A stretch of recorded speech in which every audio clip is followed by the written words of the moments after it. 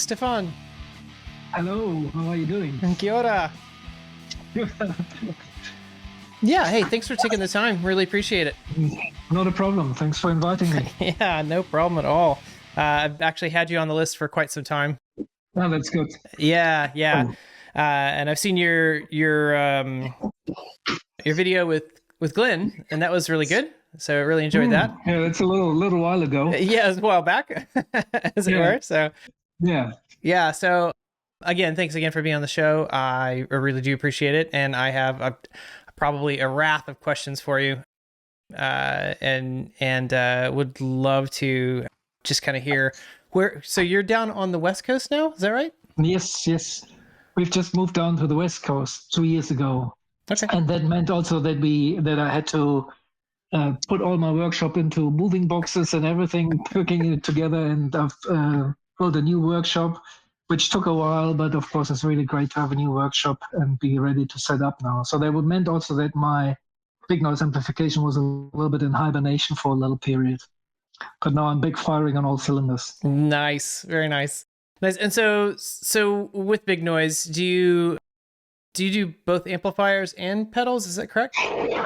Well, I really build pedals mostly. I do build amplifiers for myself, and every now and then if a friend twists my arm.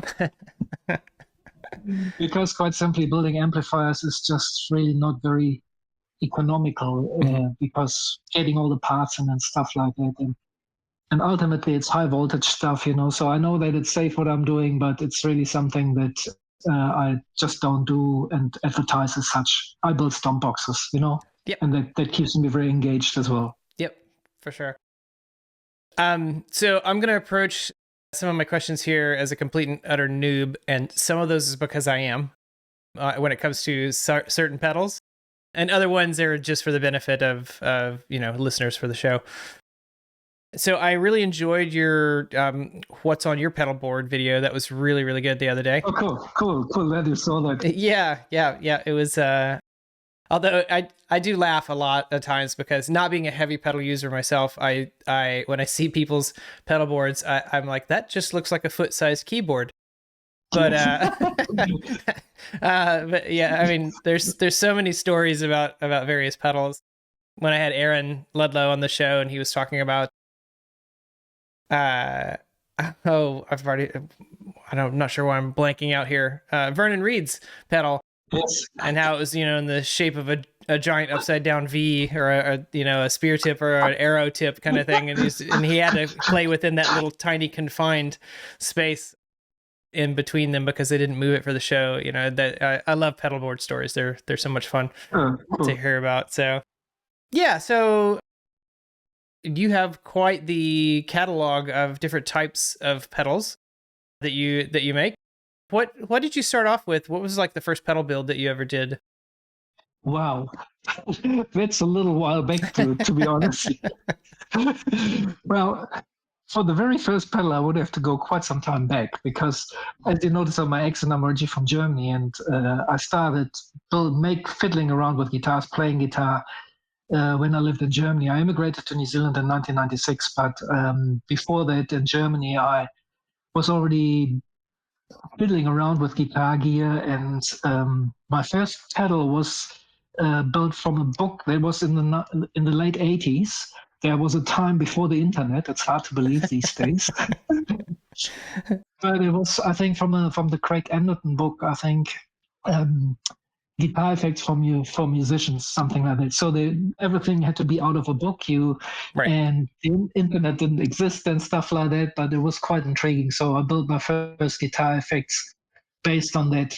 And the first one was a fuzz box, and then the other one was a tube screamer influence pedal type of thing. So this kind of got me intrigued and started off. So I play guitar in a school band and stuff like that, and really enjoyed. I always have enjoyed making things. I also do woodwork and other things as well, but I really like to create things and make things. And in the late 80s, I started working in a music store in Germany in the late 80s until the early 90s. And it was in the town in Bremen, and we did the custom guitars. And it was really well, at least in Germany, again, the internet wasn't a thing back then. It was all just magazines like Guitar Player and that type of thing, but German magazines, you know. So there was just when something like boutique guitars almost didn't quite exist. It was at the very beginning. So we modified guitars and also made some custom guitars and put pickups in there. And then Seymour Duncan, DiMarzio pickups, and those things were around. Was the start of that kind of boutique thing a little bit. And also, that was when I was working more with electronics, like the electronics in the guitar, but also stomp boxes a little bit. Well, that was a little bit before the internet. And it was quite a different world, really. And we worked together a little bit with Dieter Geldorf, who later on went on to found Duesenberg Guitars, which you might know. So he was one of our friendly competition. Oh, nice. And yes, that was really quite cool, actually. So, and they had another company called Rockinger Guitars, which I still think exists still. You can find it now on the internet.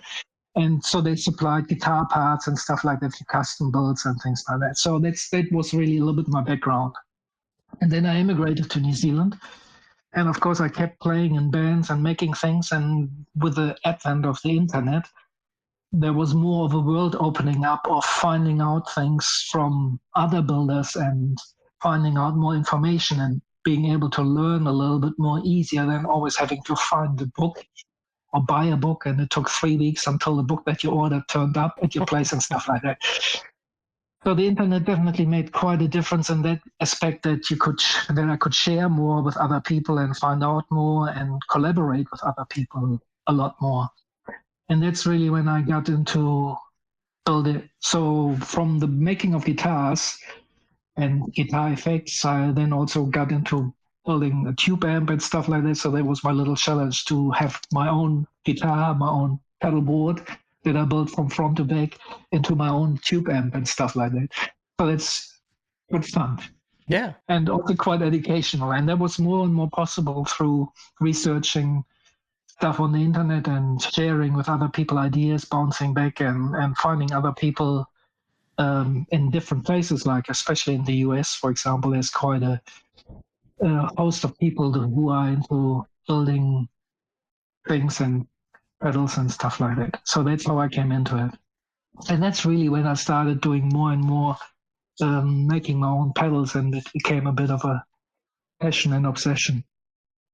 Yeah. So you talked about your beginning, your origin story, as it were, there. Can you tell me what your first guitar actually was? My very first guitar was, how I started playing guitar was a really beat up a Spanish classic guitar that my brother brought home from a friend of his, where he helped renovating his room, and his house, he wanted to give him some money for the help in the renovation and stuff. But my brother said, no, I don't want any money from you, my mate. And he said, oh, you did take this guitar with you. I'll never start playing. And he took the guitar back home with you, and he didn't start playing, but I grabbed it. And that's how I started playing guitar. So that was my very first guitar, which I then took with some mates onto an interrail trip by train. And we played, like, we knew something like 3 or 4 songs, like Blowing in the Wind and Donna Donna and that type of thing. And we played them endlessly, and we got really on the nerves of people with it. And when we were traveling around by train, I clearly remember that, we were in Greece and the trains were completely overcrowded, and we were waiting on the train station to get into the train, and everyone crammed into the train, and we had a quick head count with my other 3 mates. Everyone here, have you got your backpack and stuff? And then the train was already going and moving, and said, where's the guitar? And we left the guitar on the platform. So that was the story with my very first guitar. Left somewhere in Greece. And I think everyone was quite happy about that, because we couldn't play our 3-4 songs anymore. Yeah. But then my dad got me, when I was back home, he had pity with me, and he got me my first real guitar, which was a Yamaha acoustic guitar. Nice. Yeah. Yeah. And then I think after that, I joined a school band and had a relatively cheap Les Paul kind of copy, which I later on gave to a mate, I believe. Yes. Okay. Nice. So you said you had built your own amp. Was that off of a specific circuit, or was it your own design? My first amp was a Fender Princeton Tweed amp, so a very basic one. And I modified it a little bit with some typical modifications. But basically, it was based on a Fender F5F2 Princeton Tweed amp. Yes. Nice. So it's a simple circuit to get started. And the second one that I built was a kit from Amplification in the States, which was a deluxe reverb, a blackface deluxe reverb. Nice. And after that, I basically just did scratch builds, like rather than buying a kit. Kit was great, don't get me wrong, but after that, I did a few scratch builds. Very nice. Yes. So, and this is my own ignorance on this one. When you were showing off your pedal board, you mentioned the buffer, and I keep hearing lots about buffers. I own exactly two pedals here. One of which is the Korg Overdrive kit, which was a kit pedal with the new tube, in it, which is it's fine, it's fun. It does this thing. It whines a little bit when you kick it because there's some microphonicness to the tube. Okay, yes. But it does its job, and I like it. And then I have one of the Polyverbs, which of course is basically a Linux box with with the full DSP running in there, which is also a lot of fun. But the concept of having a buffer, which you mentioned on your pedal board as being obviously the first stop for a signal chain. What does a buffer do? Buffer changes basically the signal from the high impedance that the guitar puts out into a low impedance signal. And the advantage of a buffer, if you have it at the start, is that basically it prevents signal loss in the rest of the chain. So that's the use of a buffer. The downside of a buffer is that it also stops the interaction between the guitar and the fuzz pedal. And that's what I've mentioned in my video, because I, at the moment, have in the first position a pedal which is based on a traditional fuzz phase, and that reacts very well to the rolling down of the guitar volume. And there's an interaction between the impedance of the guitar pickups and actually how the fuzz phase behaves. So that's why at the moment don't have the buffer switched on. That's why it's quite useful to have it switchable, that I can take it out or in, depending what I want. And the other use for me having the buffer at the start is if I play my guitar and have no signal going, nothing on, and I switch the buffer in and out, if I hear a difference, then there's a sign that there's some signal loss happening in the whole pedal board. And that may be something simple like a cable not quite connected, or there's some corrosion on something. And that's pretty simple to solve. And so that's a giveaway if you actually really have some signal loss happening in there, because all my pedals are true bypass. And so that means there's nothing else active in the chain. So if you have, if there's some signal loss somewhere, I would notice it. So the buffer is a quite useful tool to check that out. Sometimes it's quite good to have it on. Like I would usually have it on if I don't have a pedal that reacts to the guitar volume so well, like my fuzz phase does. And my pedal board, as I mentioned in the video, changes a lot, pretty much all the time. Quite simply because I want to and have to try out the pedals that I built.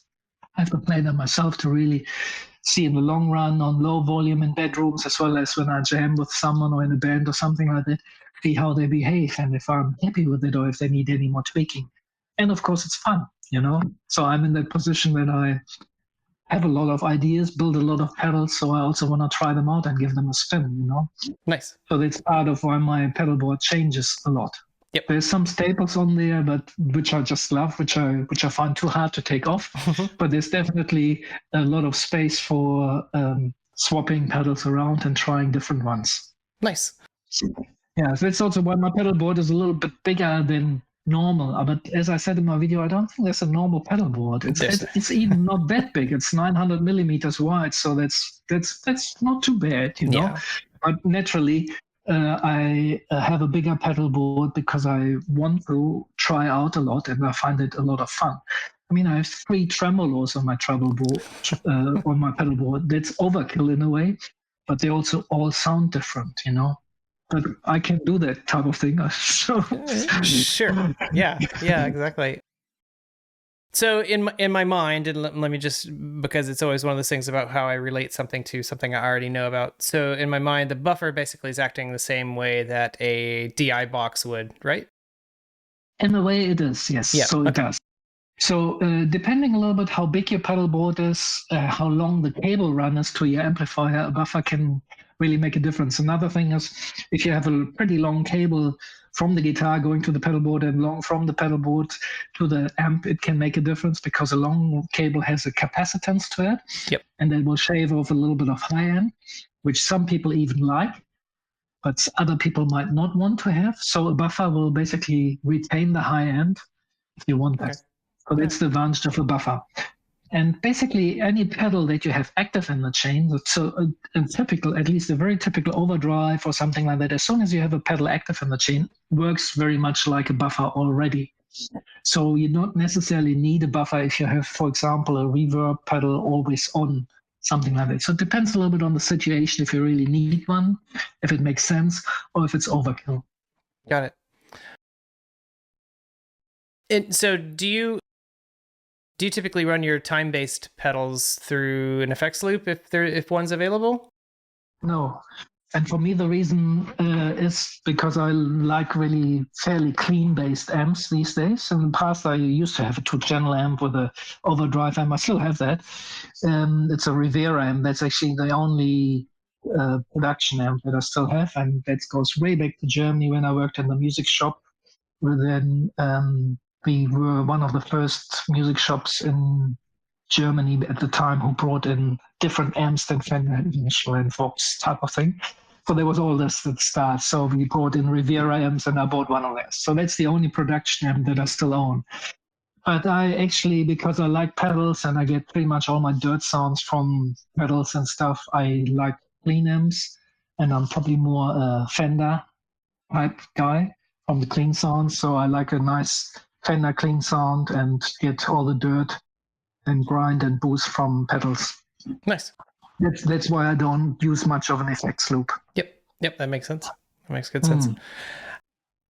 Let's see, what would you say is like the weirdest pedal that you've ever either seen or built? The weirdest pedal. Okay, let me find it.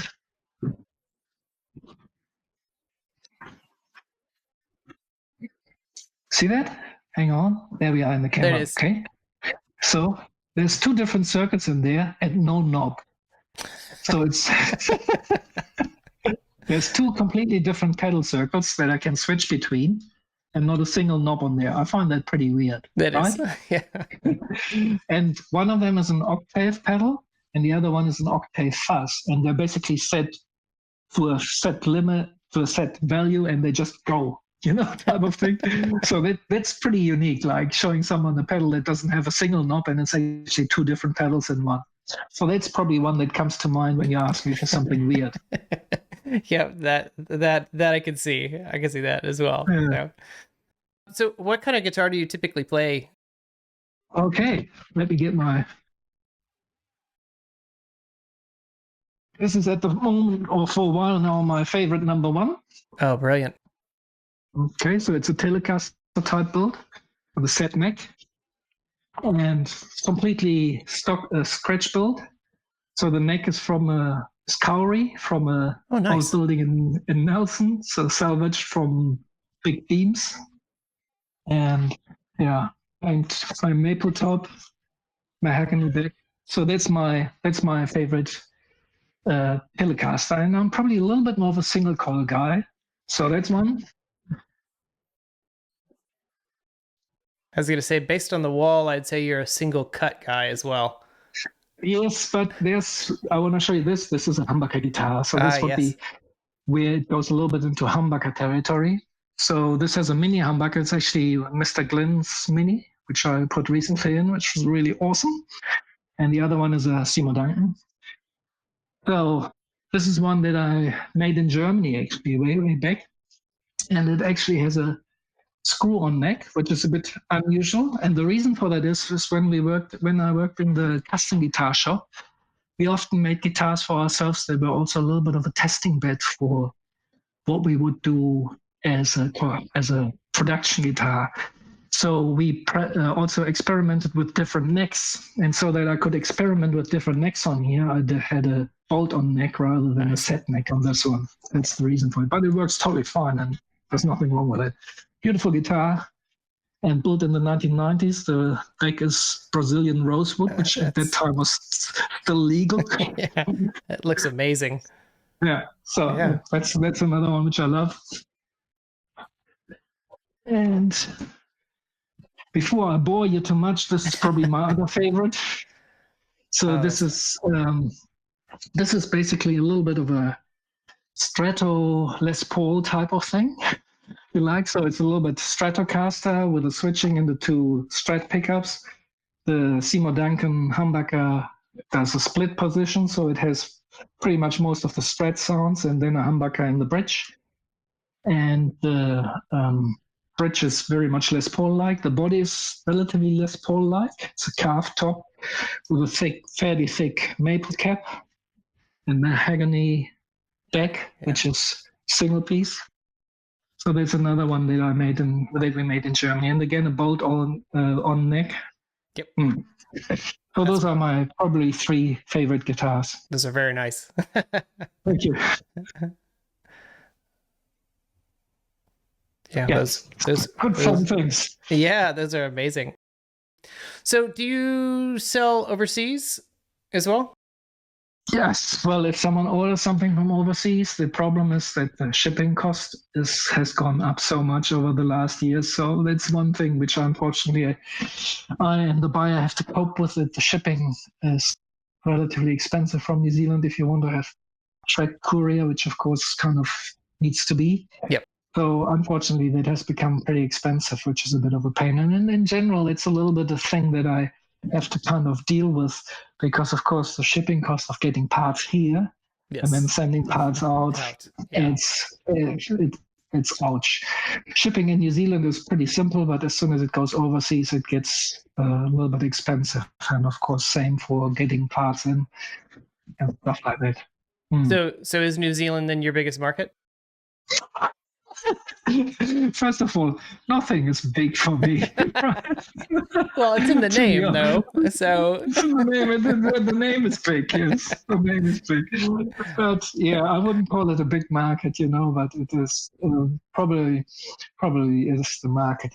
Friends and people who tried it out, people who hear about it. Yes, and I've sent a few to Australia, and the furthest I've sent stuff was to Germany and. There was someone from France, and from New Caledonia, but ultimately it's relatively small. Mostly local. Yep, got it. Cool. So I've been in the market for a delay pedal. Tell me about your delay pedals. Okay, so I have 2 delay pedals, actually 3 delay pedals. One goes in the direction of a tape delay. Okay, so it basically has 4 different heads that you can switch in and out, and it really captures the spirit of a tape delay quite nicely of the old Echoplex, and that works beautifully. I think I have that. That's one of the permanent staples on my pedal board. I have that at the end of the chain, and I typically have that set on, typically with head 1, 3, and 4 set on. So it goes a little bit in the direction of what you get from the Strymon. They have a tape echo, but this, of course, is a much smaller form factor and a lot simpler in the user interface. It's also a lot smaller overall. It does less fancy tricks, but on the other hand, it's very hands-on how you can change the settings. That's what I like about it. And the other comparison, in comparison to fully digital pedals out there, this has an analog glide path of the signal. So it retains a lot of the analog warmth, as we like to call it. And I think it does make a difference. So the digital part of the signal is added on, that's actually the delay part. But the clean signal that you let through, which is typically like 60, 70%, unless you go really, really huge with your delays, then typically when you have a delay set that the element of the delay is not that overwhelming, I would say. So you add a little bit on, but 60 or 70% of your signal goes through analog. and keeps the warmth, I guess. So that's one. Here, I'll grab the next one. Yeah. You can order it from me.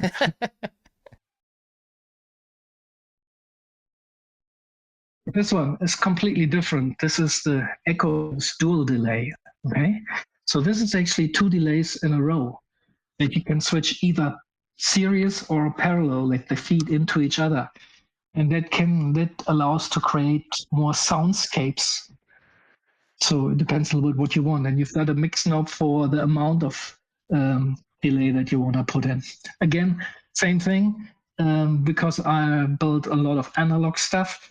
The analog part of the dry part of the signal is analog. And the digital part is just mixed on top. So most of your signal will remain analog in comparison to modeling. I don't want to poo-poo modeling or something like that, but I just want to point out the difference is that in digital pedals, typically all the signal gets converted into fully digital, then gets processed, and then later on put back into analog. So this retains analog part of the signal from front to back. Nice. Very nice. The third one, I can't show you right now because I just sold one of it, yay. It's probably a more traditional one, which goes a little bit in the direction of a electroharmonics memory man, and it has a little bit the amount of modulation that you can dial in on top. Oh, nice. So that would be the basic sound of the electroharmonics memory man, but it's not a old school bucket brigade one. It uses a more modern chip, so it's not as expensive. Gotcha. that makes sense. So what can you tell me about the difference between overdrive specifically and using silicone versus germanium? Right. I think often people say all overdrives sound the same. And of course, I don't quite agree to that. So I think that's if in discussions like this, if we generalize too much, then it becomes too simplified, you know. So I find it often like cooking or painting.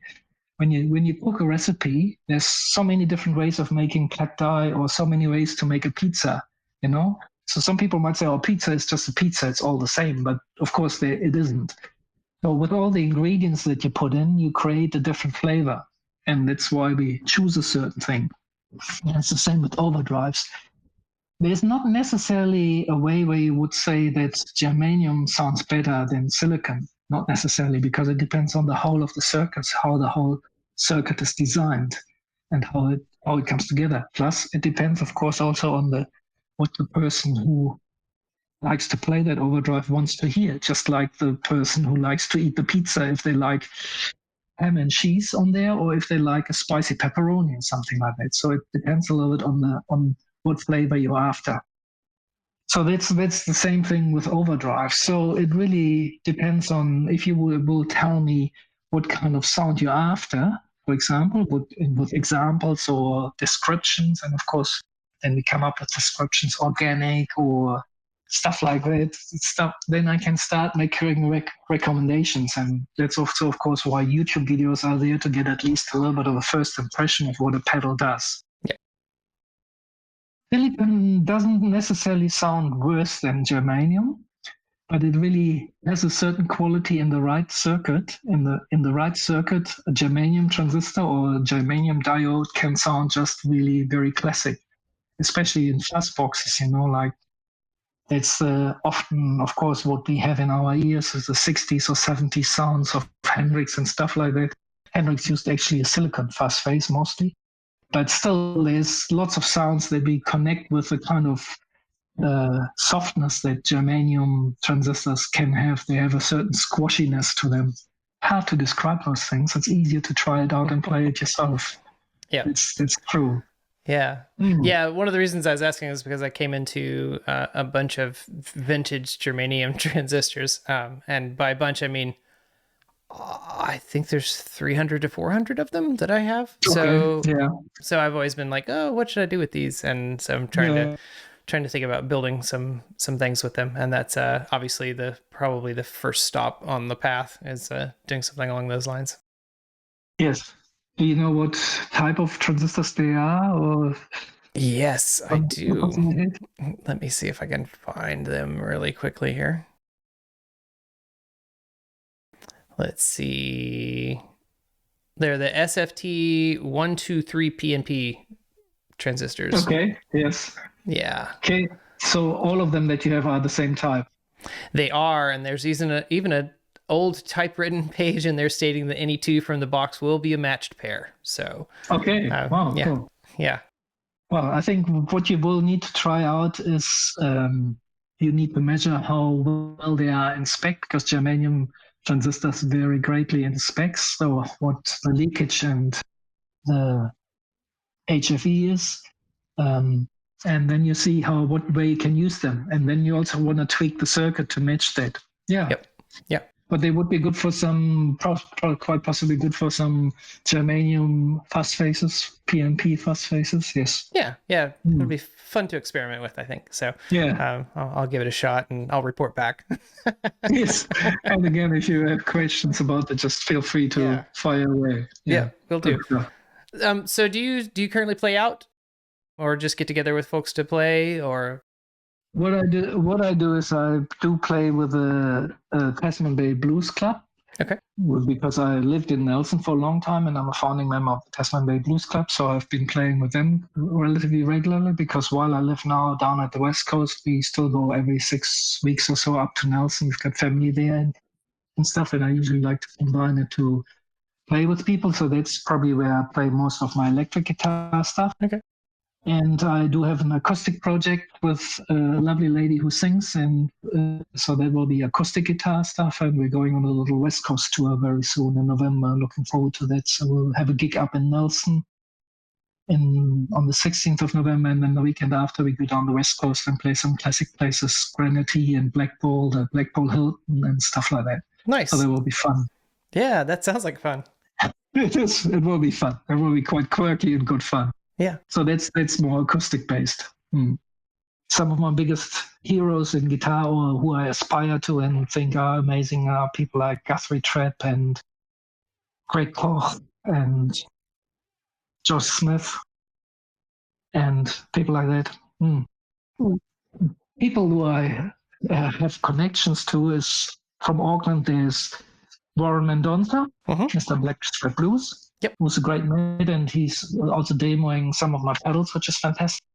I actually sent him recently a box of 14 new designs, and I hope he has some demos soon. He's a busy guy, I know, but Warren, if you hear this, I'm looking forward to it. He's a fantastic player. So, and then the other guy who I have some contact with, and he also did a demo for me, was Nick Granville from Wellington.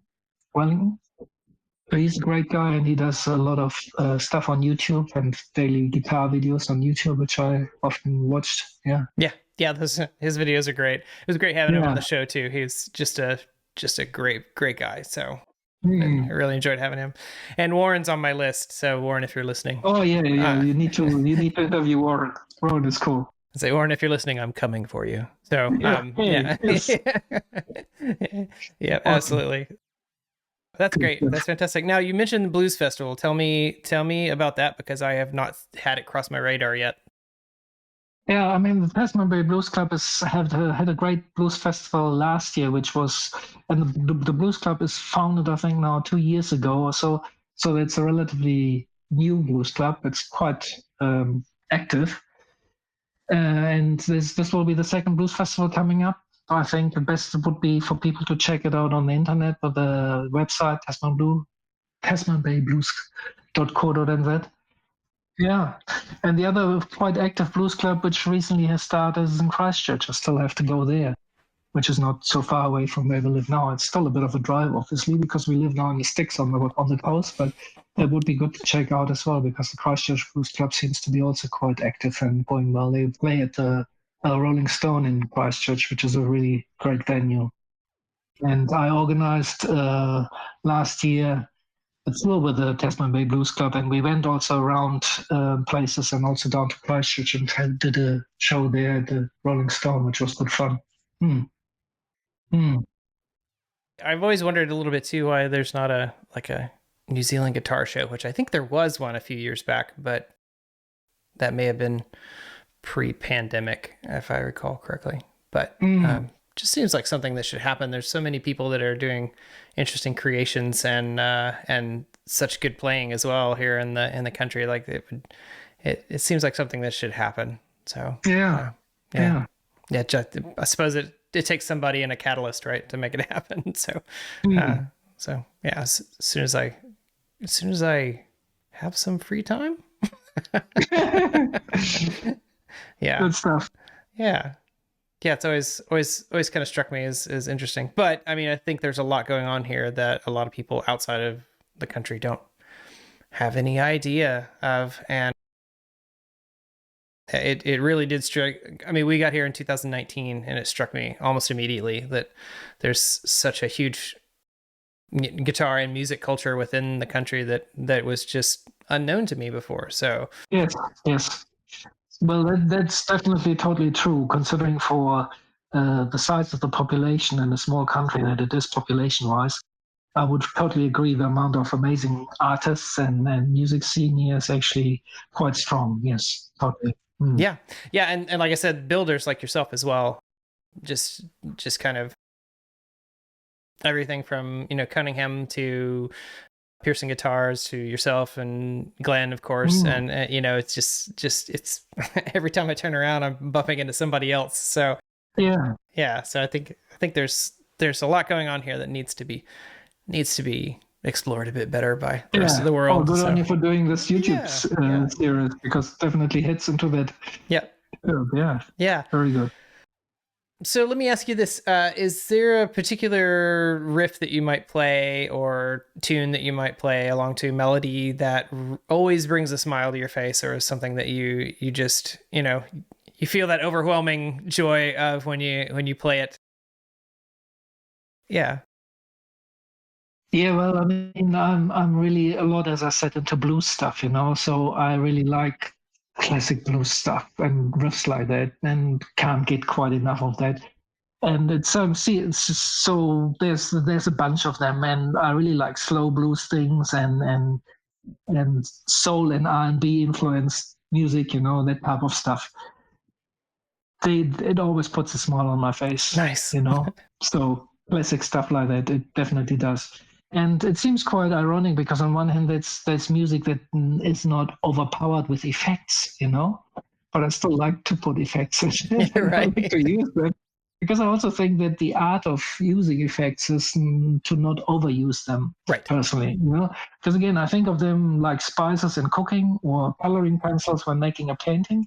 You can make an awful mess when you put too many spices in the dish, but when you use the right amount and stuff, you can create quite something tasty and flavorsome, and that's how I like to use my effects. And that's just my personal opinion. Of course, some other people are super sparse, and other people use huge soundscapes for what they like to do, and that's totally fine, Yeah. I just think there's nothing wrong with using effects and using the spices to just bring it to your own kind of flavor. And even in music that not necessarily requires a lot, but it's still, for me, it's quite inspiring and fun to use those things. And that's what there's often this notion with stomp boxes that they are talent boosters, which is of course bollocks, because the whole idea of what we all do is what guitar we play, what amp we play, what speakers in the amp, and what stomp box we use. Everything of these things and what pick we use has an influence on the sound. So everything shapes the sound. So it's not just one thing. It's not the stomp box or just the guitar amp, which is the talent booster. None of that is a talent booster, but all of it is inspiring. And that's I think that's for me, I think the key. When it's fun to play, when you like to pick up a guitar because you like the guitar, when you like it because the whole chain gives you what you enjoy, what you can identify with, and what's fun, then you play more. And that's ultimately something that makes you a better player because you play more. Yep. Not just because you bought something or you bought a pedal or an amp or a guitar. You can buy a $5,000 guitar that doesn't make you a better player, but it still might make you want to play more often. And through that, it might, I mean, a cheap guitar as well, as long as you enjoy it, you know? That's the point of making as much enjoyable and inspiring as possible. And stomp boxes can do that, and speakers can do that, and amps can do that, and guitars can do that. Yeah. Yeah, I was gonna say at the end It's of the really day, a whole chain of things.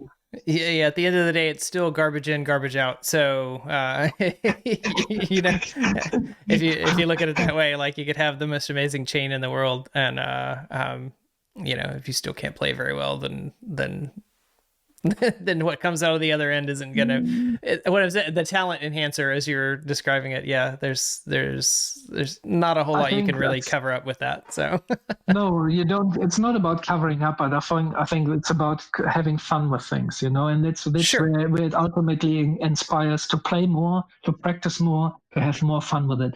And I think that in the long run makes us all a better player and enjoy it more. That's what it's about. And you touched on that when you were showing me your guitars there too, because obviously they're depending on which guitar you have and the componentry that you have there, you're going to play differently. Yeah, exactly. Absolutely. So yeah, and you just play a different riff and stuff like that, you know. And yeah, for sure. And then when you're talking about like a wide variety of pedals and using them all together, I did think about my interview with Hugh Allen from Mothra, and they have that giant ambient noise thing that they do within their songs, and then busting into like a really heavy groove like coming out of it, and it just works beautifully. So there is a place and time for those types of conglomerations, I guess, of the effects, and they work really well when handled appropriately. But if you're, I mean, I would never think about taking a board similar to Hughes and dropping it into a blues show. That just doesn't, you know, there's a time and place, right? So yeah, absolutely. So that makes a huge difference. So that's great insight on that. On the last gig that I played in Nelson with a blues club at the Boathouse was at the end of August. The sound guy, who was a really nice guy and really good at it, he, of course, made a comment about my pedal board and said, "Oh, you've got too many drive pedals on your pedal board," which immediately made me switch them all on. And the PA was on, you know, and I just banged down this huge E chord, and it was just, whoa, screaming, you know, and let it scream with endless sustain for about 45 seconds. And after that, he said he didn't make any jokes after that anymore. It's been fun. Oh, that's great. That's fantastic. He could handle it. It was fun, yeah. It was fun. So out of all the places that you have played around, and I know you've played quite a few, what's been your favorite place to actually play in? To play, my favorite place I had the luck to do 6 tours all around New Zealand with mainly acoustic tours, where I backed people from overseas, like Big Daddy Wilson and Who's a Blues Guy, and Watermelon Slim, who lives in Clarksdale, Mississippi, who came over here for a tour that was in 2013. And Greg Copeland, who is from Virginia and lives now in Germany, and that's how I know him from way back in Germany. Anyway, so I did a few tours with him all around New Zealand, and my probably favorite place to play is the Muscle Inn in Golden Bay. Nice. It is a nice place. Although I have to say, it's a little bit hard to pick because there were some really other fantastic venues as well. We've played at some arts festivals, which were magic. Because like the Tauranga Arts Festival, for example, they had this mirror tent, which was just like from the Circus Roncalli mirror tent. And they had the same in Hawke's Bay at the Arts Festival. And there was a really magic, beautiful atmosphere, beautiful people, you know. So it's really hard to pick, but probably my favorite venue, because it's just very cool, and the people who own the place, Jane and Andrew, they really look after musicians in Muscle Inn and Golden Bay. It's a really cool, fun place. And I had the pleasure to play there a few times. And once when I played in a kind of a more rock blues band, we played there on New Year's Eve, and it was just mental. Just good fun. That's great. I did not know that they actually had music at the Muscle, and we you have to check it out. They have quite regular music, and also there are so many really good musicians have actually played there, and they also have they get inundated with people who want to play there. So when I ask them, often they are booked out for 12, 13, 14 months in advance, so it's yes, so you have to be early, Yeah, or you have to be very flexible. If they have a cancellation, you might be lucky to get in, but they are quite well booked out often. That is amazing.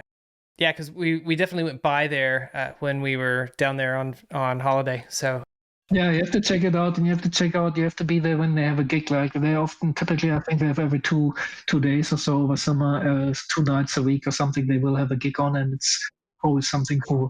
Oh, that's fantastic. Yeah, definitely we'll check it out when next we go down that way. So yeah, for sure. It's small, but it's very quirky and very good fun. Yeah. Very, very unique place. Yeah. So you mentioned modeling and digital tech. How much digital versus analog do you wind up putting in your pedals? And is it just based on the need for the specific pedal, or is it based on, wanting to get a specific use out of it? Okay. So where I use digital stuff is in delays and reverbs. And as I said before, how much I like to use the digital part is that I just mix the digital delay and the digital reverb part on top of the analog signal, rather than converting the whole signal into digital and then back. So that's where I use digital stuff, but it still has mostly the biggest part, like 60-70% of the signal is typically still your normal guitar signal, and the rest sits on top. That's where I use it. Modeling is totally fine, for people who like to get along with it. But of course, for a small producer, it's relatively impossible to make something with a completely digital platform. It's really something with the big companies like Line 6 and Fractal and those, because of course it's completely computerized at its heart and at its core. And from what I've tried so far with modeling, and I really haven't tried the very latest, because of course, why would I buy all those gadgets, and it just doesn't quite do what I want to do. And also for the people that I mentioned before, who I like the sound of, like Greg Koch and Guthrie Tapp and Chris Kane, and those people, they play typically a lot of analog stuff and old school stuff, even directly into the amp or just a few pedals. Or if you have, I don't know if you've seen, Greg Koch has now a pedal board, which is made a custom pedal board, which is just basically original stomp boxes put in one big box, for example, but it's not modeling at all. So because I like those guys and what sounds they do and what they use, my stuff looks actually relatively similar. It goes in the same direction. One thing that we haven't talked about, and that might be quite interesting, is how I actually design stomp boxes, how I come up with the designs. Yeah, I would actually be very interested in that, and especially if you're more of a paper person, or if you're doing computer generated designs for your circuits. Yes. Sure. So how it works is, I think that's also quite important to say, it's actually a little bit of teamwork. Because a friend of mine who is also a musician and very much into electronics, his background is an electronic engineer, and he lives in LA. I don't know him personally, I only know him over the internet through working together. So it's a lot of the designs that we come up with and that make big noise pedals are actually teamwork between him and me. And Dave is very clever with electronics and the theoretical part. And how some of the design. First of all, it starts with an idea. What do we want to do? What do we want to create? What traditional design do we want to cook up in a different way? What do we want to improve? How do we want to create an overdrive that hasn't been quite there before? Because I really don't enjoy so much just like making a clone of something and making the same thing again. What's the point of that? That's already there. And of course, you find many Chinese cheap clones of some pedal already. What's the point of that? So we like to create our own voices basically in our own version. So it starts with ideas and then breadboarding, trying prototyping out on breadboards and that type of thing, and playing them and changing parts. And also you can on the computer you can manipulate the frequency response by changing different parts and then figure out how the frequency response would be in real life. Then you try that out with putting the parts together and stuff like that. And then when the idea is formed into a schematic, which is basically the building plan for the stomp box, then we put it together in something like this, which is the circuit board. Okay. So, and that's more my design part because I'm relatively good at the practical part of putting the schematic into the circuit board. And the circuit board, I designed it in a circuit board designing program on the computer called DipTrace. And that puts out a file that gets sent into China, where a big circuit board manufacturer is. It's one of the biggest in the world. And they basically make the circuit boards, the design, and then send them back. And something like 2 weeks later, they turn up in my letterbox here. And then I can start putting them together. Next step looks a little bit more like this here. Yep. Okay, so there's components and parts on there. And then they get put into the box. So it's basically really a lot of teamwork, a lot of experimenting and playing the basic design idea, and then putting it in the box. And then again, once it's in the box, really putting it to test on my pedal board, playing it live. And Dave does the same back home and stuff like that. And if we find that it's not quite there, then we tweak it a little bit further. Or if we think it just hits it out of the ballpark, then we're happy with it. Very nice. Very nice. That's basically how the design process works. Yeah. And it's, again, quite amazing how with the internet those things work, that you can send a file like this and get a professional, very well-made circuit board, and it turns up in your letterbox 2 weeks later, because this is made, of course, on very expensive and great machinery that I couldn't have. When I started doing stomp boxes, I started, of course, back when that was the only available way of etching my own circuit boards and stuff like that, which works fine, but this is, of course, basically the state of the art of how modern circuits are made. Yep, that's fantastic. Yeah, I did I built a few CO2 monitors that were designed here by Oliver Cellier, and same thing, right? He just said, just upload this to this company and you'll get them in the mail, right? So you get them in the mail. It's amazing how that works these days, and of course those companies are specialized on it. It's similar with the actual stomp box design. Okay, so this is a UV printed design. So I designed the basic graphics on the computer, and then I send it to a company. They powder coat the enclosure. And the UV printing is really, again, state of the art. It's very durable and looks great and stuff. The printer itself costs $30,000. I couldn't have one of those in my garage, So of course the company needs to pump that machine like 24/7 to make it worth it. But it's amazing that you can do that these days. That you can actually get your own designs printed out and made like that on a expensive machine, and for a reasonable amount of money that I somehow have to incorporate into my cost, including the shipping. Yeah, it's how the cookie crumbles, but it's possible. Yeah, it's fascinating that you actually do use the software to manipulate components, to manipulate frequency responses, and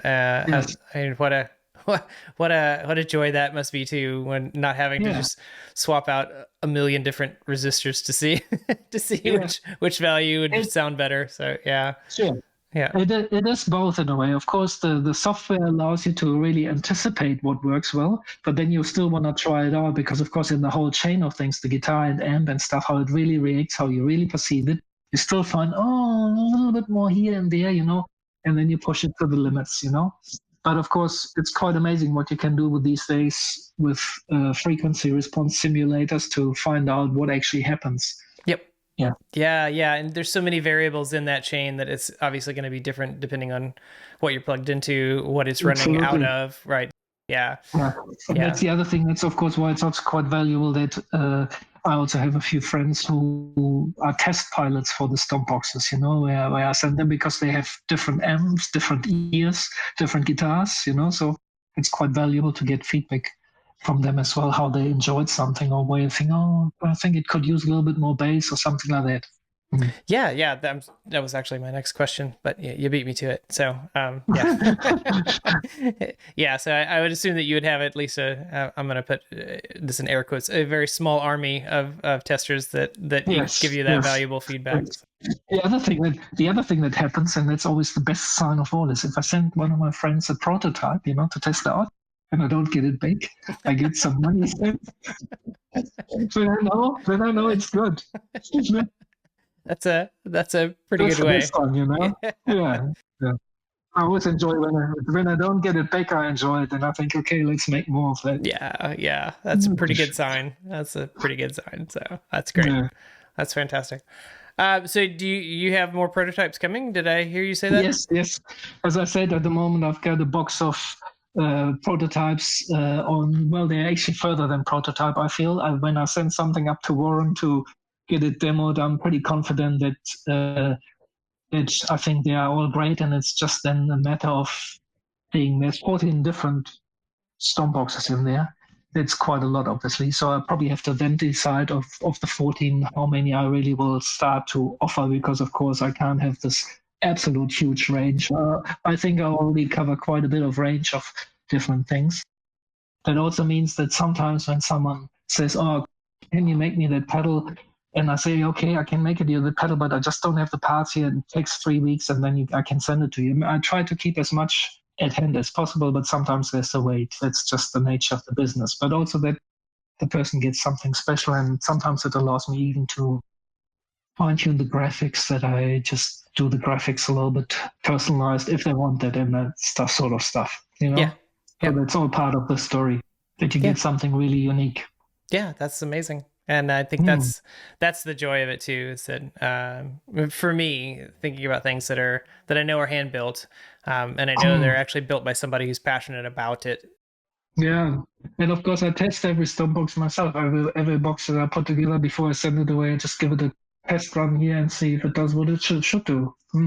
Yeah, and I mean that in and of itself is likely just as inspiring to me personally as a particular guitar might be, or a particular amplifier might be, and just knowing that there's that mojo, if you will, to whatever it is that I've purchased that's going to have that feel to it. So I mean, Glenn's pickups are exactly that for me. So that, plus they sound amazing. So yeah, so it's that kind of thing where getting my hands on those things can definitely inspire me in a very specific way. So yeah, that's again coming a little bit back to that point where it makes us a better player through being inspired, having fun, and playing more.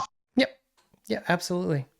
Yeah. Absolutely. And I think it's another example where we all do this thing that, I mean, Glenn doesn't totally reinvent the wheel, but he also makes his own very special things that you can't get anywhere else. It's like the cooking thing, Yep. Makes a very special recipe of a Strat pickup or tele pickup, and pushes slight boundaries like on the Drake pickup and stuff like that. So yeah, makes special things that depend what taste you're after. Yep. Yeah, absolutely. And I think I'm sold on your tape echo. So now I gotta wait around.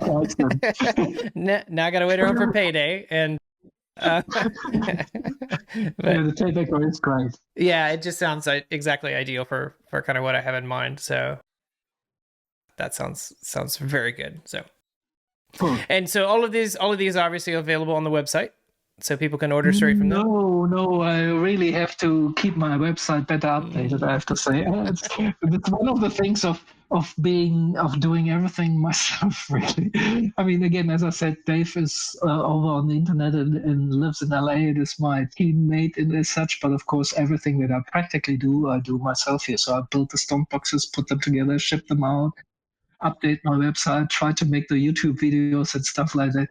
So I'm always catching up. So I don't have everything on the website that I actually have available. So people should always also shoot me a quick email and tell me what they're actually after, because I might just have the thing. And then the other thing is that I might have a prototype there that I decide not to put on the website, quite simply because I already have like 5 different overdrives on the website or something like that, Yeah. But it might just be what you're after, So always hit me a message, because that's one of the things of being such a small producer, is that unlike big companies, it's not a set program, that's a type of thing, so it's a little bit more flexible, and it's not necessarily everything on the website. I try to update it, I try to bring everything on, but I'm always catching up. And also, of course, check out my YouTube channel. There's hopefully soon coming some more YouTube videos out. I try to bring more out there, and that helps too. Yeah, fantastic. So is email the best way to get in touch with you, or Facebook? Yes, email, all of those are good. So email is bignoiseamplification@live.com, and my website is bignoiseamplification.com, and Facebook and Instagram, and send a private message. Any of those is fine. Any of those. I'll make sure those are all linked in the show notes. Yeah, and check out my YouTube channel. Of course, I try to get demos out there as much as I can. Yep, I love the channel, so it's great. Good stuff. Well, hey, thank you very much for your time. I greatly appreciate it. Thanks for inviting me. I very much appreciate it. And I think what you're doing is awesome with the Aotearoa Guitar Show. Thank you very much. This was that pedal show. Where's Dan and Mick? Where are they? I thought it was that pedal show. No, I'm just joking. Thanks for doing this. Yeah, no, thank you very much. I'm honored to have you on the show. It's been really great. Thanks, Stephan. And I'll let you know if I'm ever in the neighborhood. Good stuff. Thank you. Yep. Take care. Bye-bye. Bye.